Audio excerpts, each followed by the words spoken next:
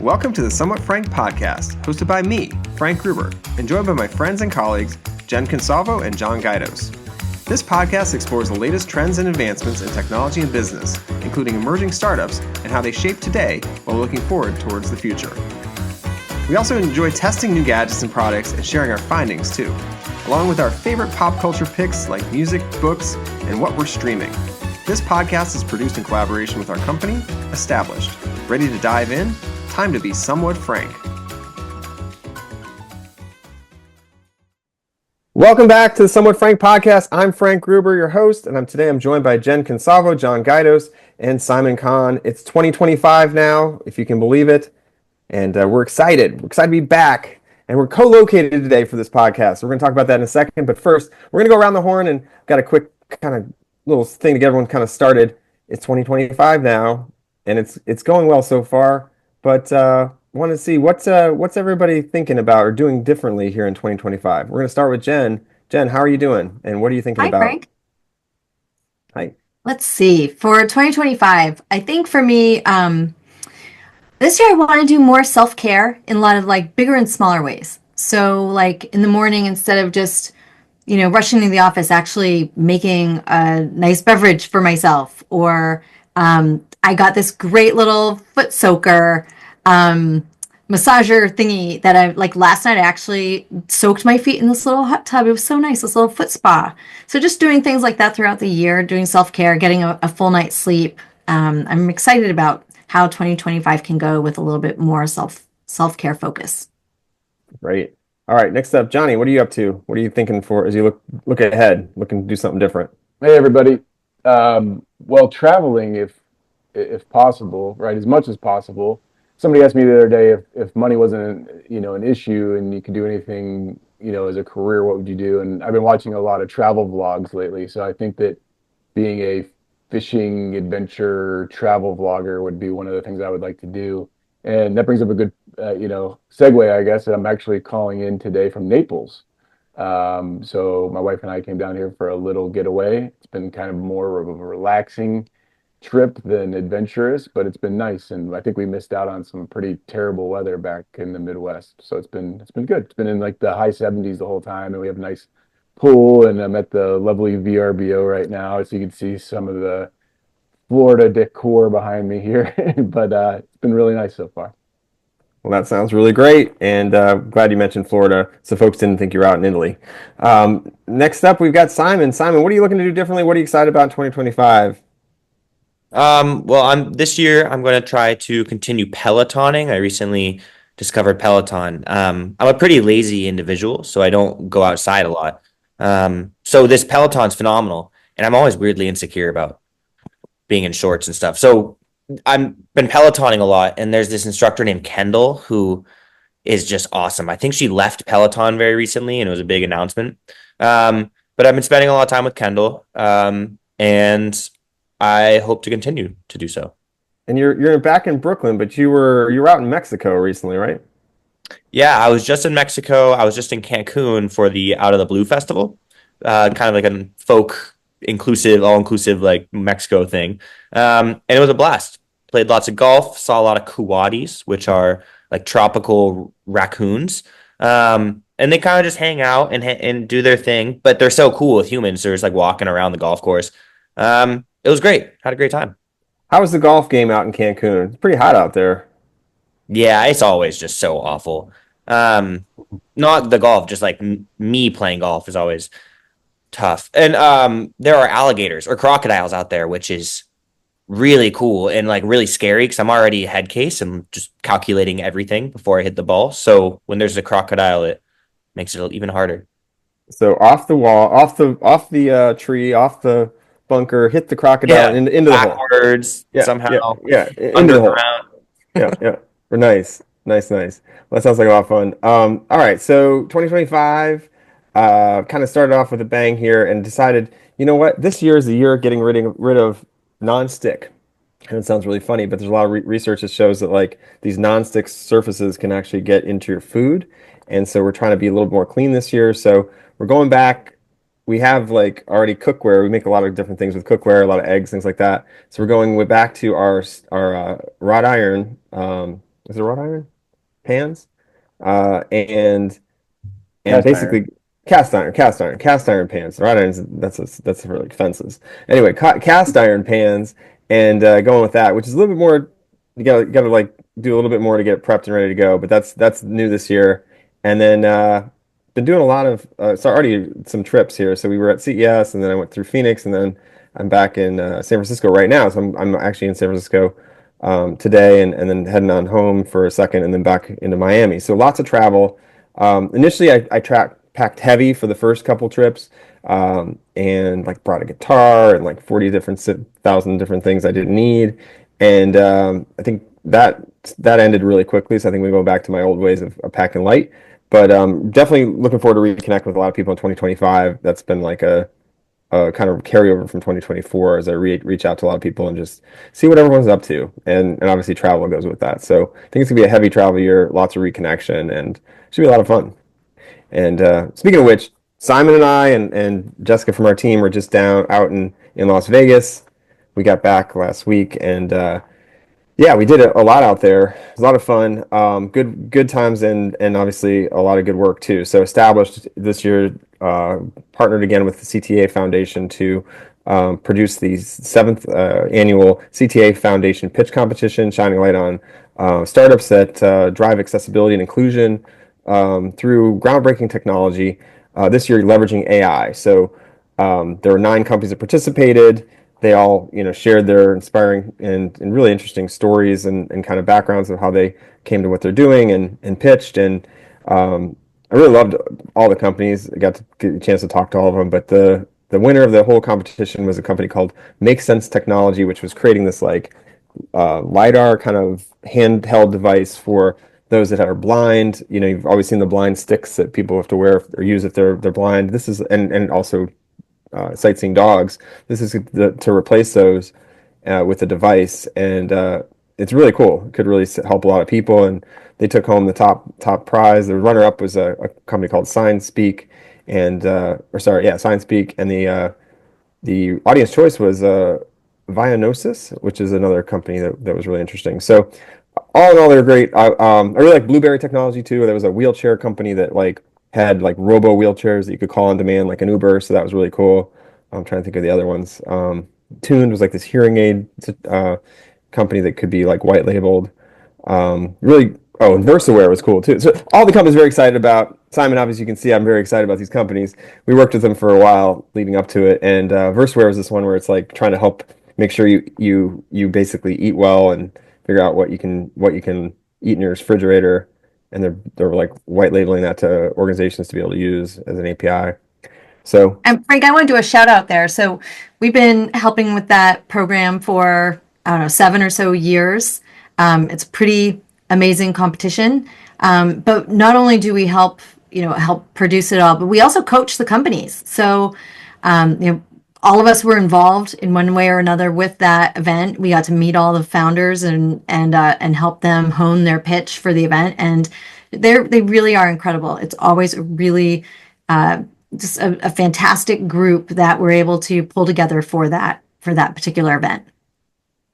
yeah, definitely agree with you 100%. Yeah, you're right. Everyone on this podcast got a chance to interact with those companies, and this year they had me emceeing for the first time, which is very exciting. I love to be out there doing those types of pitch events, and it was a lot of fun. So really appreciate the opportunity. And I don't know, they've had some really great MCs in the past. Those from Joe Montana to Damon John to lots of others. So very excited to be a part of that crew now, and hopefully they give us like alumni jackets or something that we come back and we can come host it again, just like in Saturday Night Live or something. That's what I'm hoping. I don't know if that's going to happen, but maybe in like 10, 15 years, we'll all get together and hang out in this private lounge or something. I can dream, right? Perfect dream. I love Yeah. it. Yeah. Simon, your first time at CES. What are you thinking? CES was incredible. It was really, really cool. It's what I imagine people felt going to the Chicago World's Fair back in like 1901 or whatever it was. It was really incredible. And I'd always seen like YouTube or TikTok, rest in peace, videos of CES, and it was always something I'd want to go to. I thought my favorite things were the flying cars. A crazy amount of flying cars are coming out, I guess. But it was so much fun. It was a blast. Yeah, crazy is true. Like there were like I remember at least a dozen, right? Like there were a lot of different types. There's like the moped kind of version of a flying car, like, and then there was like this drone one that came out of the back of a truck, and that was really cool. But also, they're all like one person, I think, one to two people, and controlling it with like a joystick. So they all look like drones, right? And so I think Yeah. that's the interesting thing. And John, you're the drone expert over here. How do you feel about all of these drone like cars being up in the air? Well, we've been talking about it since the 1950s, right? So it's just I whoever's haven't, making. John. I'm not that old. Not you, but I mean, I think that they've been, the media has been talking about this since for a very long time, and it's going to be interesting to see who can bring them to scale. But what I would say, well, I had a question for you both because I didn't go this year, but I went last year, and I saw in the news and actually some of both of your posts as well. Did they recycle a lot of the, exhibit items, let's call it, because some of the things that I saw this year that were making a big splash in the news, I had saw the previous year. So I had assumed that CES would be like you show it one time and then the next year you show the new technology or whatever. But I saw a lot of things that looked like they were kind of recycling those things. Did you notice that, or was that just me?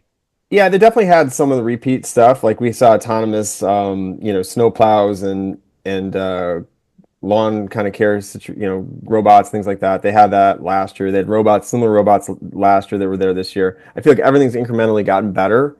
Some of those drone though flying machines were not there last year. The one that had the truck that was like you Yeah. kind of loaded in that was not there last year that I remember.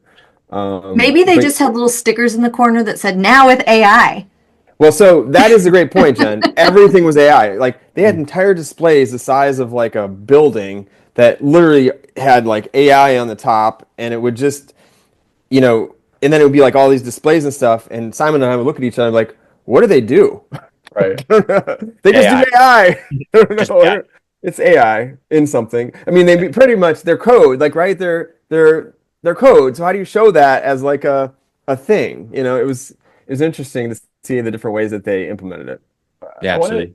I wanted to ask also. I know that not being there, I saw one of the main like a very and I've been following it pretty heavily. Was NVIDIA had some new releases, right? Was there a lot of talk out there? And NVIDIA, as we all know, is pretty heavily involved in the AI space, making the chips for those sorts of things to power at like super crazy speeds. Was there a lot of chatter out there about that, and was there a lot of excitement for it? Yeah, they had NVIDIA there, the CEO, and he made some announcements, and people were excited. Again, not everyone goes to those announcements, so it's like hard to keep track. But yeah, obviously we didn't get a chance to go see it live. But yeah, there was definitely excitement around NVIDIA and AI. I mean, AI was definitely a topic this year. I think that the difference between this year and last year. I mean, last year I don't think there was as much AI because a lot of this stuff gets planned a year in advance. So I think or at least 6 months, right? So when you're talking these huge displays and things like that. So I feel like it took them a little bit of time to get like their act together to figure out what are we doing for AI from a display perspective, and then obviously from an announcement perspective too. So, and then like you said, there were some incremental things. It was cool this year. They had like some of the keynotes at the Sphere, which we went to last year, and again we went. Simon and I and Jessica went this year as well. And obviously that's just a really a crazy theater, right? Like, the backstage is wraps around, and there's more speakers in that venue than any other theater out there. So really interesting from that perspective. I didn't get the chance to like Delta had their keynote there.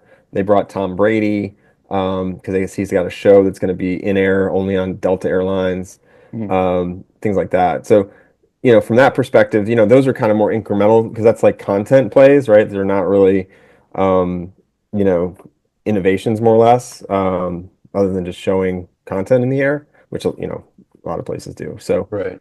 What yeah. I thought was interesting about NVIDIA is they actually have some customer-facing products that they're releasing this year. Like I had mentioned, they're very fat.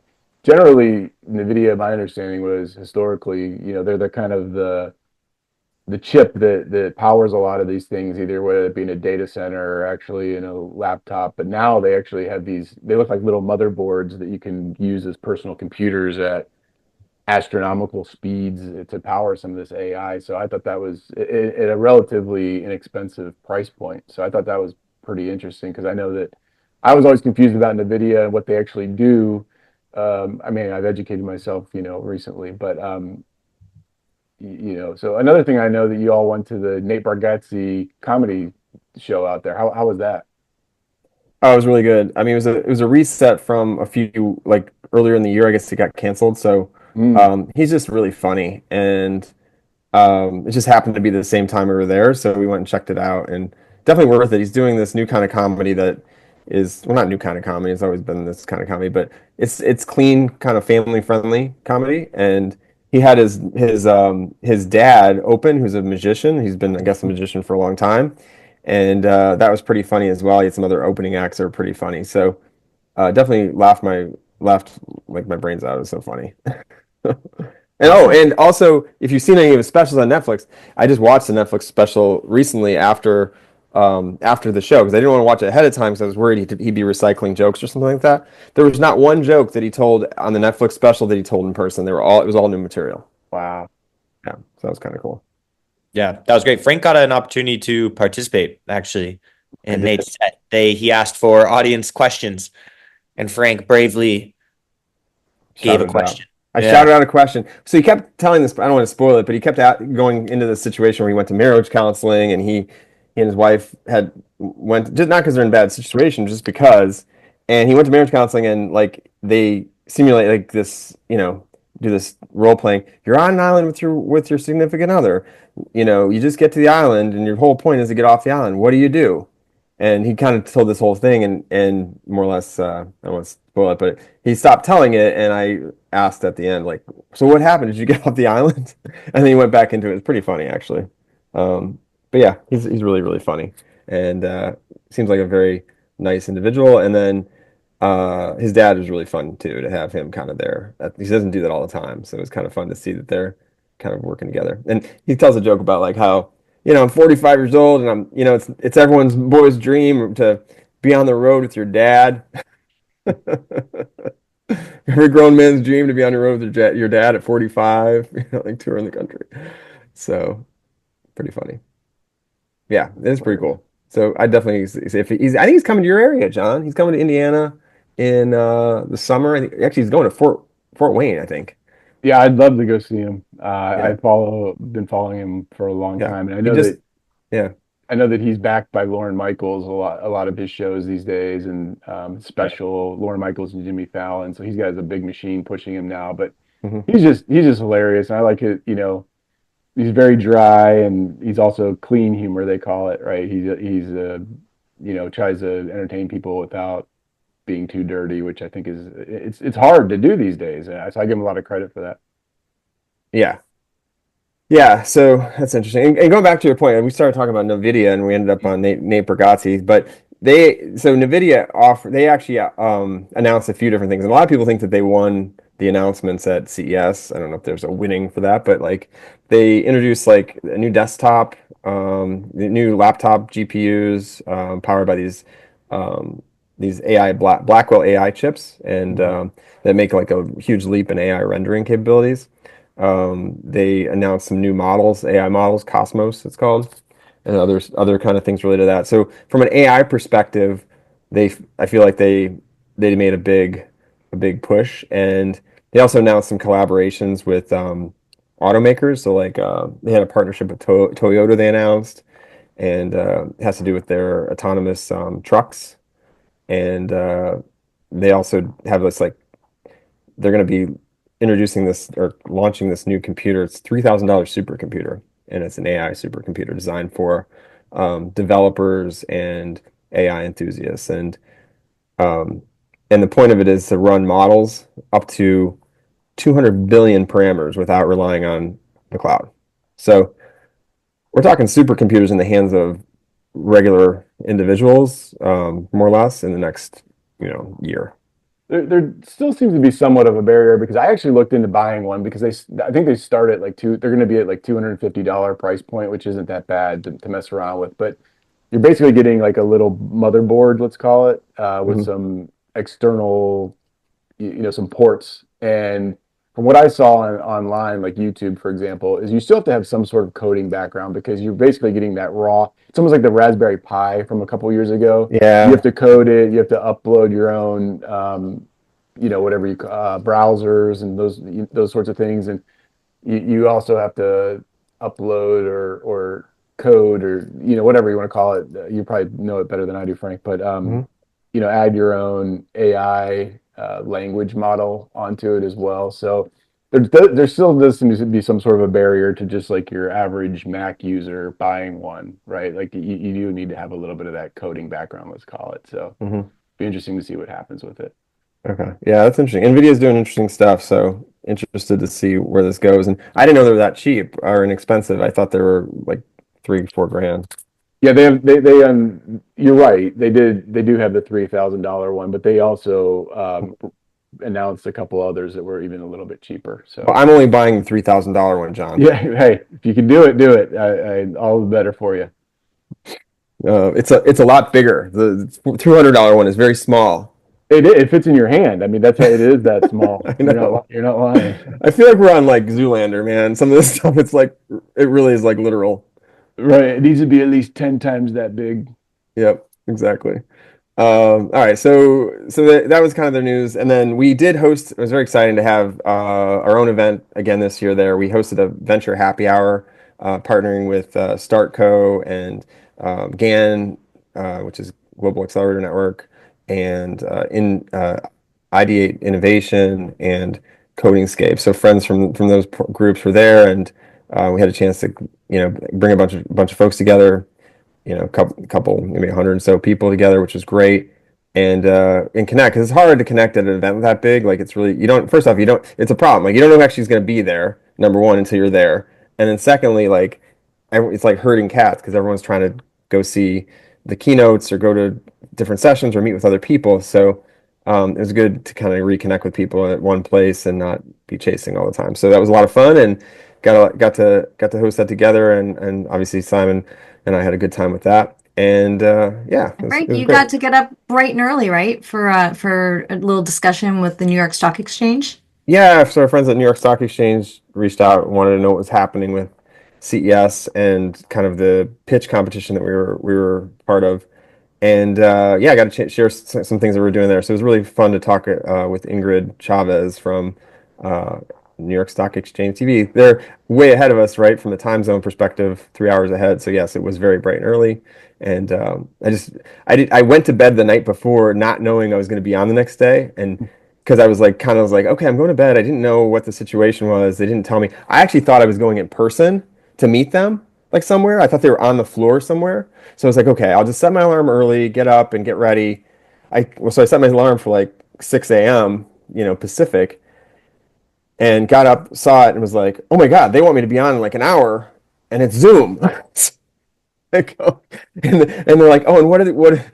So I'm like scrambling to get ready. It was funny. It was Not just funny. that, but at 6 a.m. finding out that, hey, if you can provide any B-roll or anything else, so we get the Yeah, frantic texts on the East Coast. yeah, like, oh shoot, I better pull all it together. Did they even use the B-roll? I don't even think they did, but I can't remember. I don't think so. We could look at it again. yeah, but anyway, it was fun to do, obviously. Hopefully I sounded coherent because I was like, it was at that point, this is kind of too much information probably, but it was like, do I even have time to jump in the shower right now? Like, nope, don't. So I'm just like, okay, do I look okay? Put the shirt on. I may have, yeah. Anyway, it was funny. Behind the scenes shot of that would have been really funny. So, but good times, and I appreciate the opportunity from New York Stock Exchange, our friends over there. All right, so what else? This week we had some launches, or no, it was last week. Last week we had some launches. We had two private space launches in one day. On the 16th, we had Blue Origin and SpaceX conducted significant rocket launches, and they both had kind of mixed outcomes. Blue Origin's New Glenn launch successfully launched from the Space Coast, but then it had a minor setback when it like lost a booster attempting to land in the Atlantic Ocean. So that's kind of a big deal. Those things are probably not inexpensive. And obviously SpaceX also had a launch from Texas, and it was basically catching up, or basically doing this new launch, trying to figure out if they could get this up, and more or less theirs exploded over um, I think it was Turks Caicos. I saw a video of it. Like it looked like it was raining debris over Turks Caicos. Um, so yeah, space obviously making headway, but it's still you're sending rockets up there. And to keep this in perspective, I think the big news here is that really Blue Origin is making its first debut as a viable competitor to SpaceX, right? Oh, it's making a move. Yeah. So they've been successful in getting people up to kind of to was it the near space, right? Like checking out Earth's orbit, but they really haven't been viable in terms of contracts for NASA, things like that, which SpaceX has really carved out a space for themselves to do so. So, despite losing a booster, they made huge headway here. So this was huge news for Blue Origin.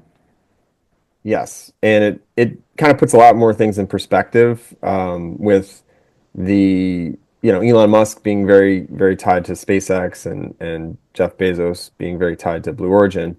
They're now going at it. It's a space race between two billionaires, basically, trying to get these contracts.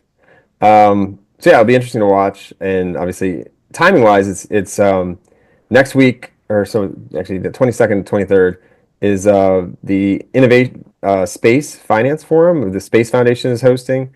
It's in Miami, Coral Gables, and I'm there, to do that. And there's going to be a dinner conversation I'm actually going to help facilitate, as well as speaking on a discussion about investing in space.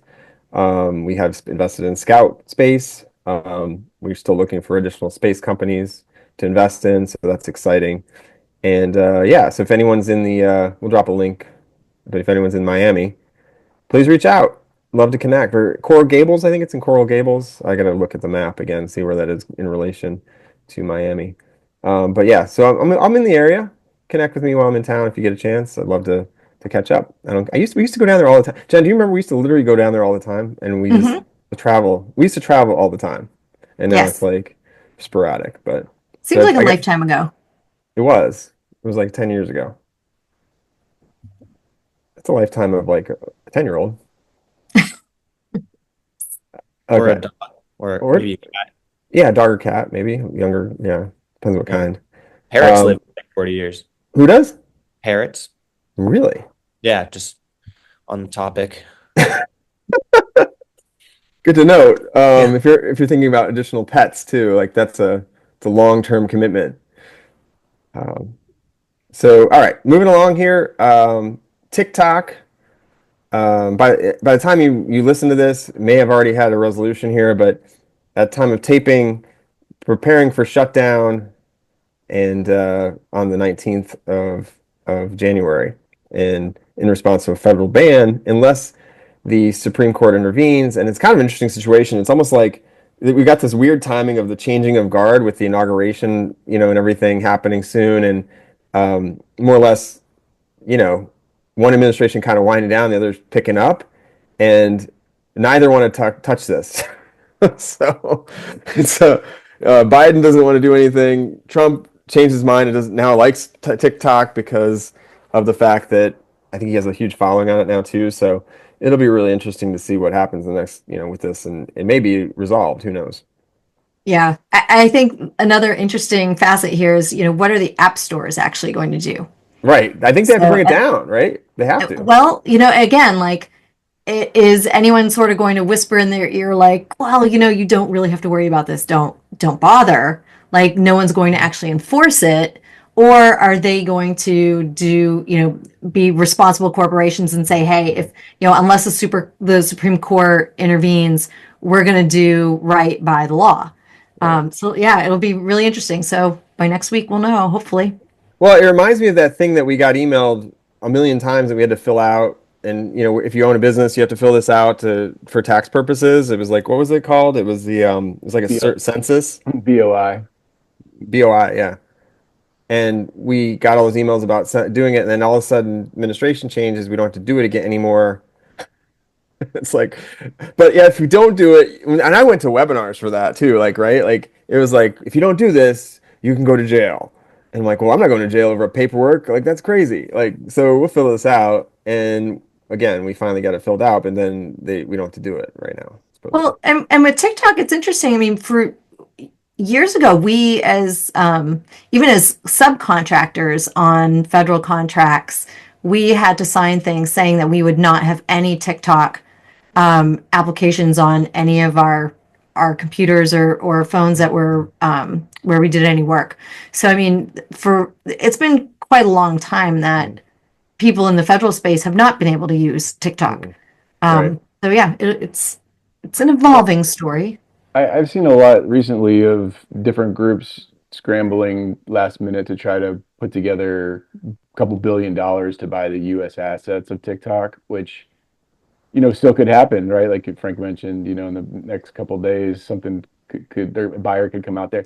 I don't know. I find this very fascinating and kind of strange that they haven't figured this out yet, given the fact that there's supposed to be so much of a enterprise value for TikTok, right? I mean, you have a company that's that's market cap is I don't know, maybe hundreds of billions of dollars, and they haven't been able to figure out how to keep it afloat. In the U.S. it has to be one of their biggest markets. So I think that there's more to it than what we're all perceiving. So So that's we'll see. interesting though, John. It's because so the US, I just heard something about this.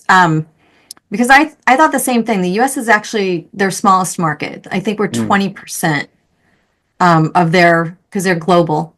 And I guess, it really comes down to is China going to allow a buy? mm. They don't have to. They could just say, sorry, see ya. So Well, there's is TikTok independently owned, or are they owned by Well, they're China? owned by ByteDance, and then I believe ByteDance is headquartered in China, which Yeah, they are. yes. Right, that's I kind of mean, interesting. China technically, they don't have to allow that sale. Interesting. Well, yeah. So I don't know. I've just found it fascinating, I guess. But that's interesting to know. And then But number how will they spy on us if they don't have TikTok? yeah. balloons and drones. Hey, Oh, okay. but I also heard that um, that that Biden has said, well, he's not going to be around much longer, but that they've said that the federal government was not going to actively enforce the ban. So kind of like marijuana or cannabis a couple of years ago, right? That Hmm. legal per state. I guess that's the But opposite though, but federally, federally it was outlawed, but the federal government really hasn't enforced that. So sorry, Simon, go ahead. So no, that's just so strange. And I feel like I personally am pro TikTok. I just am kind of addicted to it, which might be the issue, but I really enjoy it. And I understand kind of both cases. I'm curious about the economic ramifications of getting rid of this platform when there's like thousands and thousands of people whose sole job is to post on TikTok. And it's just it's a little annoying when you think about all the other companies in US companies that are just stealing data all the time. But they're fine in this case, and TikTok's being banned. I'm a Well, little spiteful about it. well, additionally, I saw something funny about this the other day on somebody posted something on Instagram about, I should be able to choose who I share my data with, right? The China is going to become dumber after looking through all my data because of all the Yeah. stupid stuff I watch. But so there is that aspect, and then I actually thought a little bit deeper into that, and there is that government infringement on people's rights. I understand that it's that is some sensitivity related to whatever you want to call it. There is some sensitivity to privacy, but at the same time, shouldn't I be able to decide if I want to share my data with Uruguay, for example? I don't know. I'm just posing that I, question, right?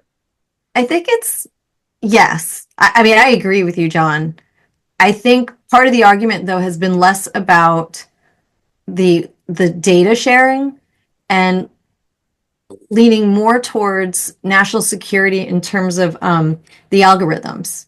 And, you know, can China, and the answer is yes, like they can change the algorithm. They can tweak algorithms so that maybe just a little bit more of the content that young men between the ages of, 17 and 27 see lean a little bit more anti-democracy, anti-American. Like maybe they can just start to tweak sentiment a bit more. Maybe they can crank up the algorithm to slip in more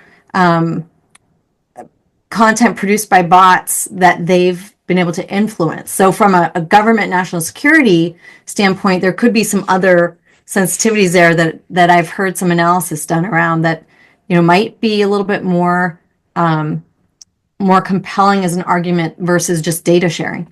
That is the issue. You know that these platforms, social platforms, can overthrow government. That's the bottom line. We've seen it happen with Twitter back in the day. We've seen it happen with other platforms. They're concerned that this could heavily influence our people. American sentiment. Right, exactly. And that's the concern. It's a great point. Yeah. So. I mean, there is also the concern that it could potentially be spyware, and they're looking at other data. That's more on the if you're a government employee or you've got sensitive materials on your phone, right? Like there is that potential too, but I think it's that one that Jen just mentioned. Like if this is able to control the minds of Americans, that's a problem.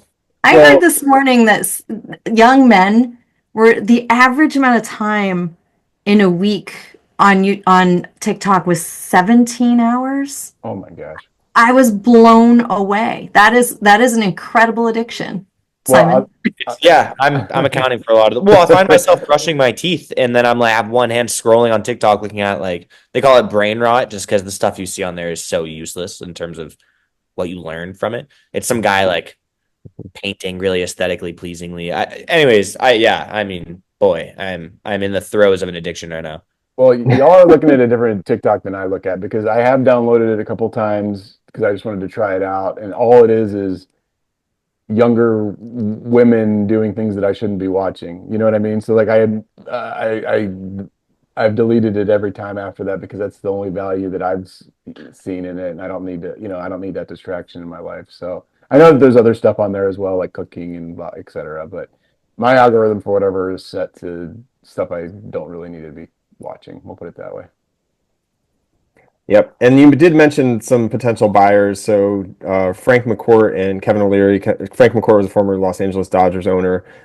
Kevin O'Leary is the, from Shark Tank. He's an investor. And they had expressed interest in acquiring the assets, U.S. assets. And then Elon Musk came out of the blue like last week saying he had indicated to Chinese officials somehow that he was considering selling, basically buying the assets as well. And then Bobby Kotick, who's the Activision Blizzard CEO, he's also mentioned potentially buying it. So so there's definitely been interest from that side. Are there others that you know of? Yeah, I saw Mr. Beast, who's one of the most prolific YouTube content creators, was trying to put together a group as well. So that's just, I guess, one of the more newsworthy people that I've seen as well.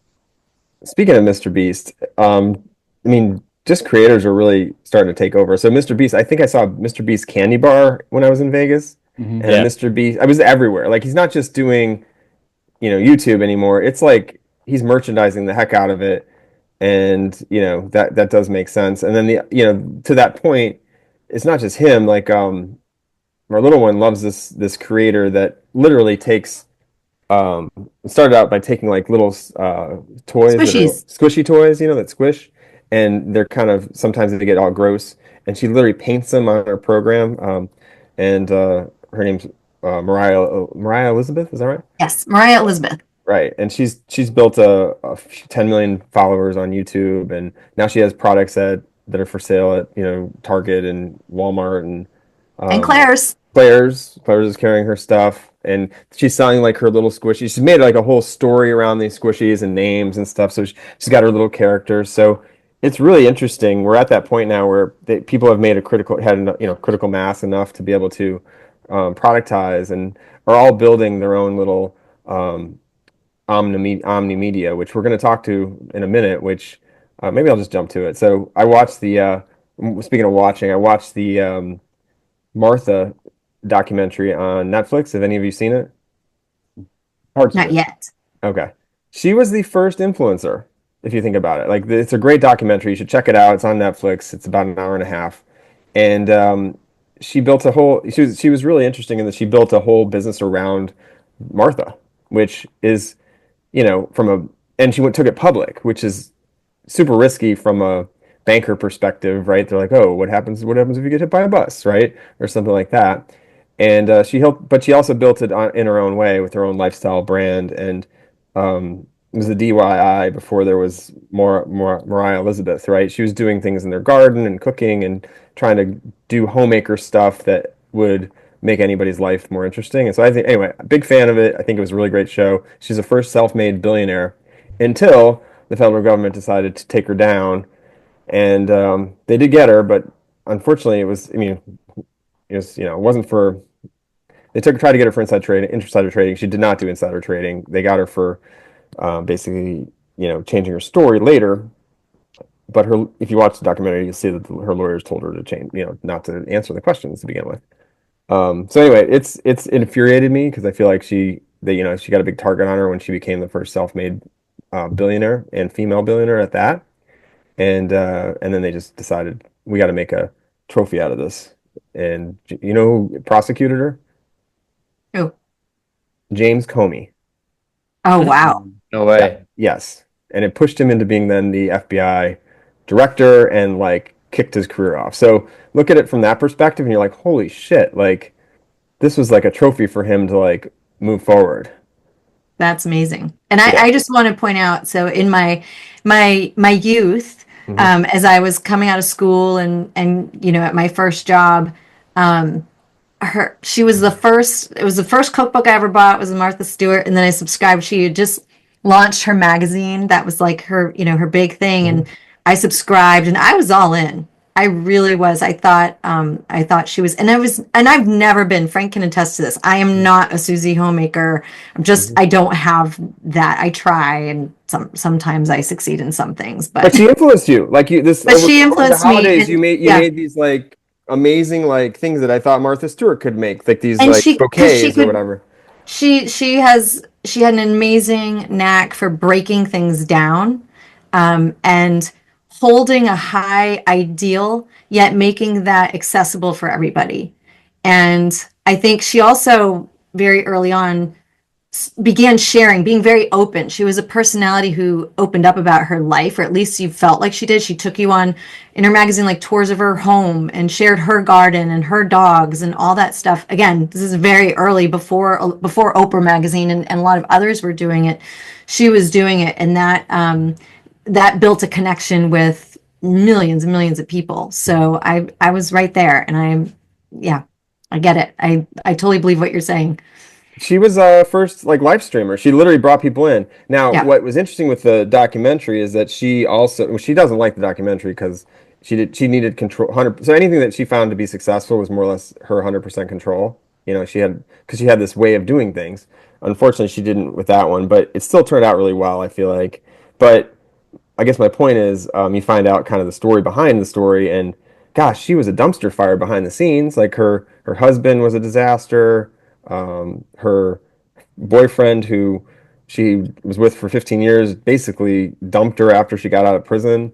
Like, and yet here she is still rebuilding, hanging out with Snoop Dogg and building, new programs and things like that. But that going to jail totally blew up her life. Obviously, she's only there for 5 months, but she said it was not like an easy prison, and um, yeah. So I think it's really interesting. I think you should definitely watch it if you haven't watched it, and obviously a big fan of Martha Stewart. It would be really nice seeing Martha Stewart if you were in prison, though. Oh Um, yeah, she went and taught like these, basically she's a teacher, so she taught people how to do things. So she saw people gardening, she connected with them. So I think yeah, absolutely. But yet there were still people in prison that wanted to take her out, so they could get a little notch in their belt. Like Yeah. I took out Martha Stewart, so she had no protection. It's like crazy, and it was really infuriating that even happened to her. for something that, you know, it wasn't necessarily, she was definitely spotlighted or called out for something that, a lot of people have probably done and not gotten in trouble for. Well, I will tell you, they have these like little meal kits that you get shipped to your house. You get 10 of them for the week or whatever, and then you put them together. You just basically put the ingredients together. Mhm. We've tried a number of different meal kits over the pandemic, and the Martha Stewart meal kits by far have been the most superior to any of the other ones.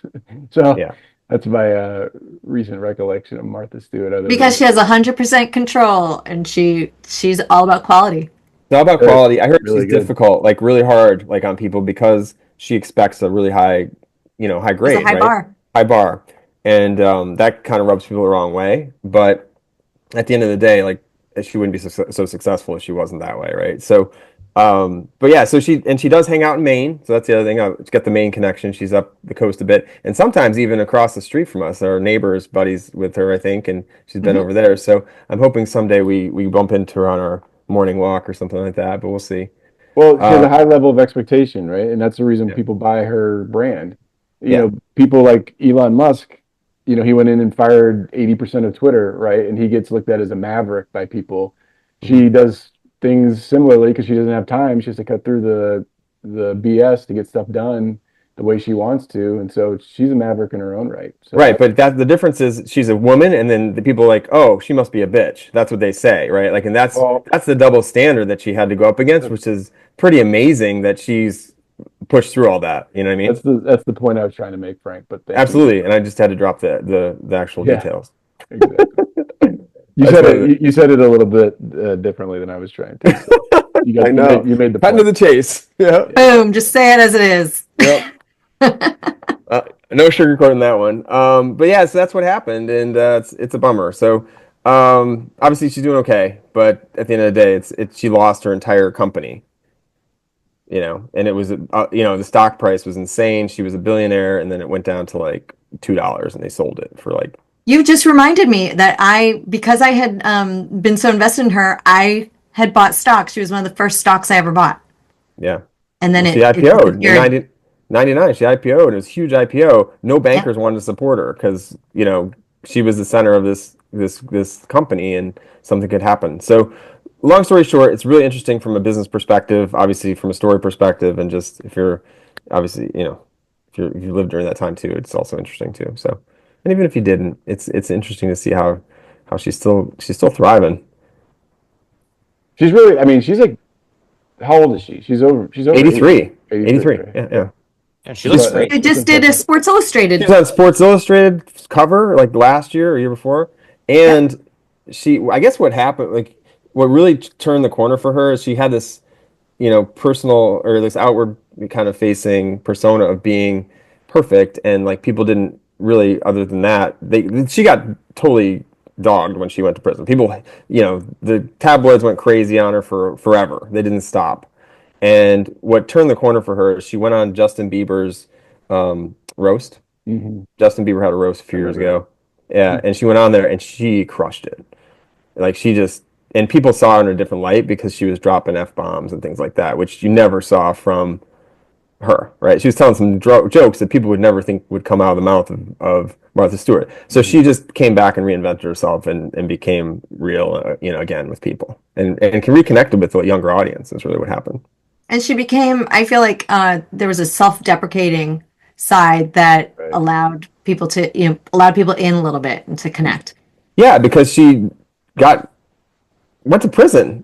Like, Yeah, I guess you can't take yourself so seriously, right? You yeah, gotta yeah, just roll with it. right, exactly. So she's a survivor for sure. All right. Anybody else watching anything? Well, I'll jump in. I've been watching Bookie on Max. Have any of you had a chance to check that out? I have not. It's in its second season. It's Sebastian Maniscalco, who's a stand-up comedian, but he plays a bookie, right, in California. And I'm not, I like his comedy, but he's not my favorite by any means. So I was kind of reluctant to watch it. I didn't know if I'd like it, but it's hilarious. Just the stuff that they go through, the plot lines, et cetera. It's very well written. I think it's Chuck Lowry or Chuck Lorre who did like what is it, Two and a Half Men and other sitcoms that did really well. But it's an adult, it has very adult themes in it. So let me just forewarn everybody about that. But I've really, I have such a hard time getting into a show and liking something, and we've been watching that lately, and I've really liked it. Check it out. Bookie. You had me at adult themes, John. Does that mean like gambling? I'm kidding. No, gambling's the least of it. I mean, Okay. it's violent and Oh, okay. and it's a comedy though. It's done in a Yeah. very interesting, funny way. Okay. There's a lot of cameos. There's a lot of cameos in it. There's a lot of big celebrities that are involved in it too. So I'll just leave that there. Excellent. John or Simon, anything or sorry, Jen or Simon, have you been watching anything or no? I haven't been watching much, but I've been listening to The Algebra of Wealth by Scott Galloway. Um, Again, just probably another thing I'm trying to do is just sort of catch up on the latest best financial practices. And I'm a fan of his, and so I wanted to check out his new book. And so far, it's pretty good. All right, so check that out if you read it or listen to it. Algebra of Wealth by Scott Galloway. He was the founder of, remind me, it was a Red Envelope. Red Envelope, that's right, gifting. Yep. Although what I love is he talks about how he became this, like, I guess that was was that Web 1.0 kind of. Yeah. He was this poster child for this successful e-commerce business, but it actually failed. He made all his wealth with like consulting companies and doing other things, and he's very, very successful. But it's interesting that that's sort of how everyone knows him, because that's what we all use, right? Well, Simon, it may have been before your time, but I remember being very excited about Red Envelope and sending my first gifts through that. It was very innovative. It was a great concept at the time. Yeah, I remember that too.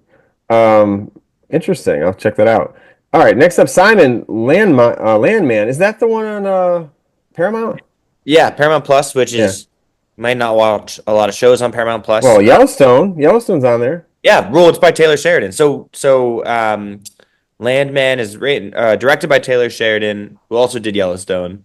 It's about the oil fields of Texas and like working on an oil platform and like kind of their interactions with the cartels across the border and like I don't know, it makes me want to become an oil baron. Good luck.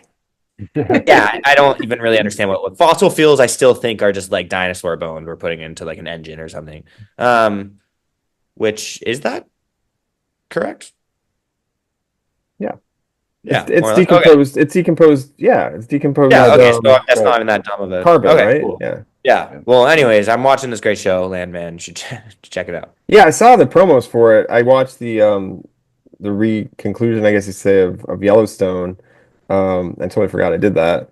And yeah, I mean they kind of hooked you and they did a lot of promos for that. I haven't watched it yet. They kind of flagged it like, oh, that'd be interesting. It's got some interesting cast. So it's Billy Bob Thornton, John Hamm. Yep. Others. Yep.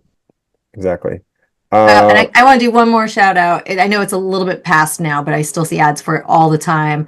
Wicked. It was so good. The movie. Yeah. The movie. So for anyone out there who hasn't seen it yet, if you've been on the fence, I encourage you to go see it. The acting, the singing, the sets, everything about it was just so fun. And I will say our little one is all in. She is, she and her friend, I came downstairs the other day. They had completely face painted themselves. They were Glinda and Elphaba.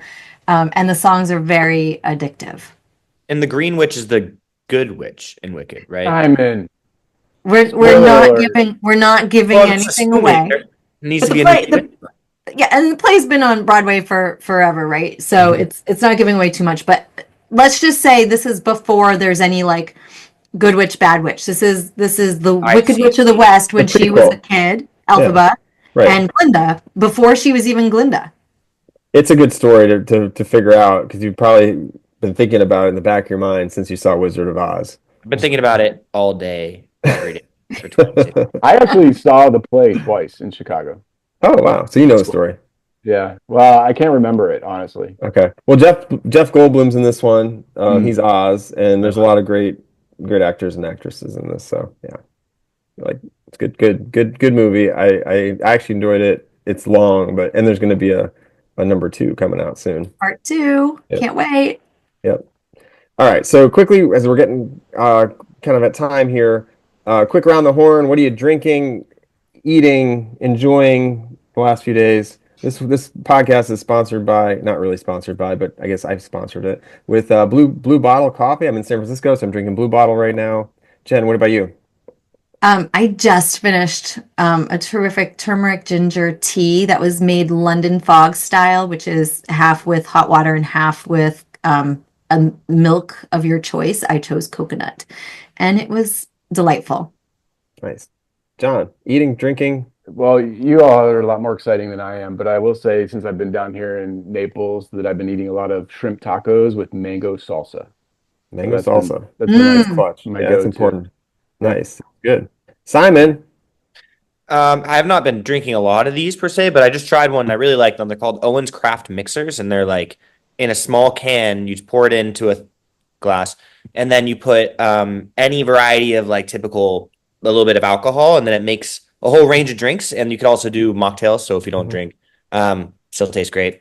And yeah, it's nice. I'm curious. There's this whole dry January thing. Anybody dry this January? No. It's been hard. Yeah, Mostly. I think I mostly. only had like maybe one or two drinks this Yeah, month. yeah, same. But I am seeing that people are drinking less, right? We did that happy hour and we had a certain budget for a couple hours and we were like, just made it. Yeah. It's like it's an interesting trend for sure, something to watch. All right. Final thoughts as we look ahead towards 2020, look ahead towards 2025 is it's just getting started here. What are you looking forward to? Jen, do you want to go first? Mm. Um, this is actually a tough one for me, but I think, sticking to what I mentioned earlier, so self-care, which includes all kinds of things, whether it's sticking to exercise and physical therapy regimes or regimens rather. The little things, the hot teas in the morning, the walks, the foot spas, and also the bigger things. Just trying to be mindful and do all the things I need to do to be more productive and more happier. Great. Johnny. Yeah, I was thinking about this earlier. I would say some of the stuff we've talked about, right? I'm very interested to see where AI goes this year and how it gets rolled out and consumed. Um, changes in the air a little bit with the new administration. Hopefully I'm cautiously optimistic, hopefully some things get better, and not worse, definitely. But I feel like in the news these days, everything's just, it's just changing so quickly. But I'd say AI and then, like the space race we've been talking about now that it's mostly gone commercial, you still have NASA obviously. But hopefully there's some leaps and bounds there. So some of the stuff we've talked about, themes that we talk about on this, podcast regularly. Yep, definitely. Those are definitely exciting things to see where things are at in a year. Simon, what about you? Yeah, I mean, I echo all the things Jen and John said. I'm also really excited for Palindrome Day. And the next one is May 20th, 2025. Um, so mark that on your calendars. It's when the date's obviously, or not obviously, but in case you don't know, it's when the date is read same way forward and backwards. Oh, It's my favorite holiday. Um, what are you going to so do to I'll be celebrate submitting it, a vacation Simon? request. Wait, but how is that before and backwards? It's 5/25/25? Oh Because yeah, I then guess. it's 5 Oh to yeah, I got it. Okay, yeah. 2020. Yeah, sorry. Yeah. I had to look it up. Yeah. But yeah, so I celebrate privately actually. So I'll be out of office. Looking forward to the celebration on 5/25/25. I think yeah, that'll be a good. That's actually I think isn't it Memorial Day weekend? So it'll be a big Wait, celebration. 5/20/25, just to Oh, clarify. 5/20. Okay, 5/20/25. Yeah. Okay, I guess you're right. Yeah. Yeah, so I had to think about that for a second. Yeah, so I'm also looking forward to obviously the innovations. We've got a lot of good things going forward here with established ventures and those efforts. And so from a business perspective, I'm excited about this year. Um, and then also just trying to be more proactive about planning things out this year. I feel like with travel and with our different events that we do, and just really getting ahead and more organized in 2025 as we move forward. I'm excited about everything we've got going, and looking forward to this year. And also in the short term, looking forward to of this bit of travel, and then Groundhog Day, which is a very big celebration for those that don't celebrate. So just like you, Simon, I also celebrate Groundhog Day with a big celebration to see what's going to happen in the spring, if we're going to have a long winter or a short winter. So looking forward to A that. big private celebration for both of you, I see. Yeah, you just respect me and my traditions. Yep, exactly. So with that, everyone, hope you have a good rest of the week, and thanks so much for listening, and we'll be back soon with another episode. Thanks for listening to the Somewhat Frank podcast. If you haven't already done so, please subscribe and leave us a review. We love the feedback and are grateful to have you as a listener. Have a great day.